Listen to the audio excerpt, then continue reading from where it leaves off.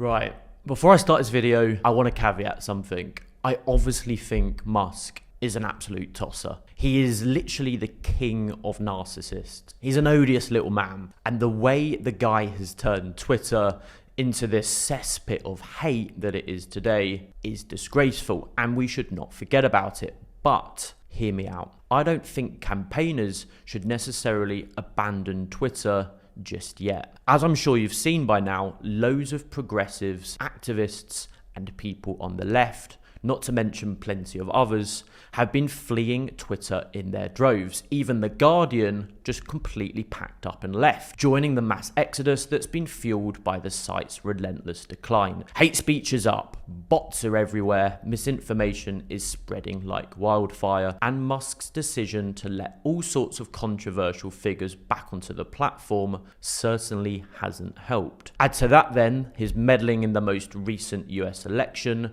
using Twitter to whip up support for Trump, and you can see why so many people have thought, I've had enough. Many are heading to Blue Sky, the new rival platform. Honestly, this time the shift does feel a bit different. This isn't just yet another fleeting Twitter alternative moment. No, I do think there's real momentum here, because for days now, the Blue Sky app has been topping the charts on the App Store, and it's even been the #1 trending topic on Twitter, which is quite frankly just brilliant and very, very amusing, and big names are starting to flock to the site. So far, of course, it's mostly been progressive campaigners like Chris Packham and Owen Jones, but more recently, we're starting to see more mainstream celebs join the platform too, like James Gunn and even Lizzo. I've got to say that from my own experience of using Blue Sky for the first week or so, I have been really impressed. If you're not familiar with it, Blue Sky is a lot like Twitter. The look and feel of the platform are almost identical, with a central feed and even an inbuilt messaging system. But here's the key difference.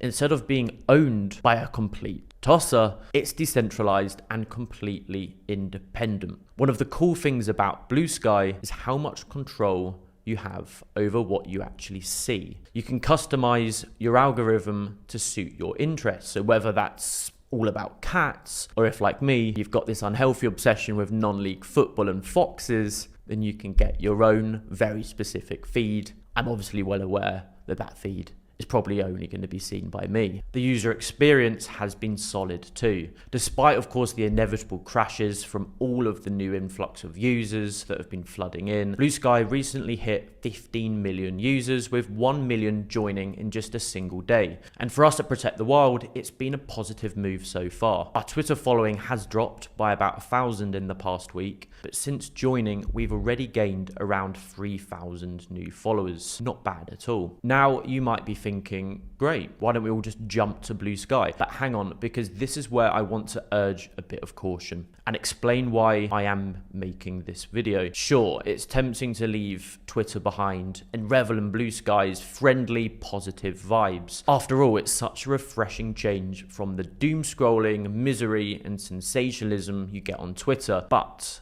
and this is quite a big but, I don't think this is necessarily a good thing in the long term. Hear me out. Personally, I'd say I'm pretty liberal. I'm on the left politically. But for organisations like Protect the Wild, don't think it's necessarily productive to create a bubble where we only talk to people who already agree with us. If you're just scrolling casually, fed up with the hate and lies propagated on Twitter, and want a nicer user experience, sure, moving to Blue Sky probably does make a lot of sense. But for us as campaigners, the situation's quite a bit different. There are two big reasons why Protect the Wild definitely won't be leaving Twitter just yet. First is the risk of further polarization. If activists and progressives abandon Twitter, it'll only deepen the divide between the left and the right. Twitter will spiral even further into an echo chamber of dangerous ideologies and unchecked misinformation. Without dissenting voices like ours to challenge them,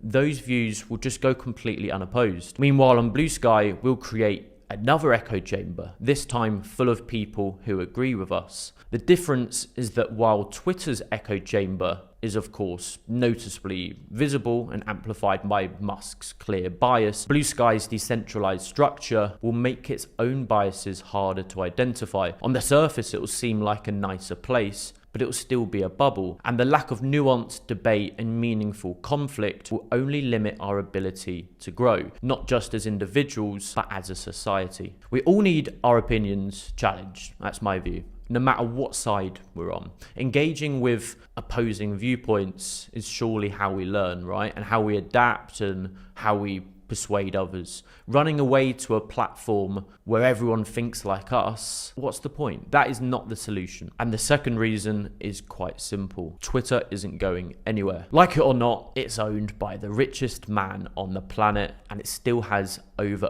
250 million users. That's a massive audience. And for us at Protect the Wild, reaching people on Twitter who might not already agree with us is critical to what we do. We've got huge battles ahead, like ending the badger cull and tackling the shooting industry. Bird shooting in particular isn't seen as controversial by many. It's legal, deeply embedded in British culture, and in many ways is still considered normal. So if we really want to win over the hearts and minds of people and change opinions, then ditching Twitter entirely would be like preaching to the choir on Blue Sky. We'd get likes and shares from people who no doubt already support us, but we'd lose the chance to reach undecided people. And these are the people we really need to be winning over. So there you have it. Those are my thoughts on the whole situation concerning the dire state of Twitter and the rise of Blue Sky. But I would really like to hear what you think on this. I'm really intrigued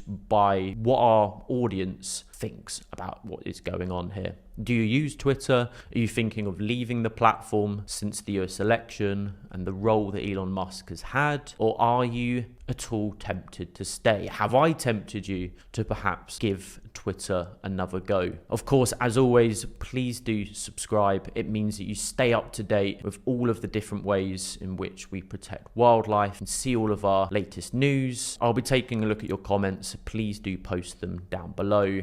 And as always, let me know if there's any other topics you think I should cover. And while you're at it, why not give us a follow on Blue Sky too? Go on, you may as well.